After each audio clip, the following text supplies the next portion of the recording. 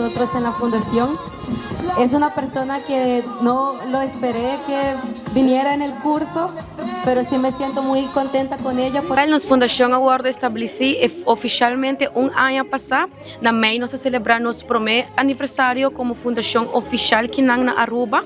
E nós está uma fundação onde nós ajuda imigrantes e também local através de curso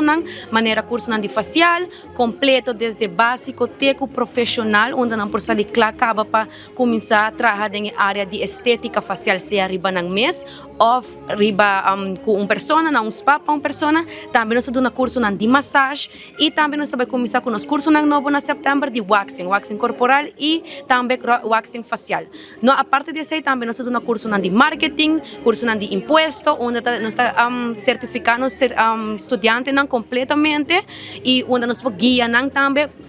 como para começar, onde para começar como para fazer com imposto e por fazer turcos legalmente, mas nós está pedindo nós que na Aruba. De ano, de menos de ano, nós avança hopi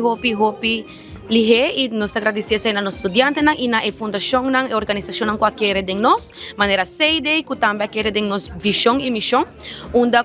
nós começar eigenlijk ano passar online, que lesson está solamente online, não tem lesson presencial e essa que passa agora aqui atualmente, onde nós tem 4 dias de semana onde nós está dando lesson presencial, como eu falo, nós está voluntário na fundação, então nós não tem pago para essa aqui, nós está aqui totalmente voluntário para se qualificar e saca nos estudiantes adelante e motivar na dia para seguir com a visão e missão. Me quero dar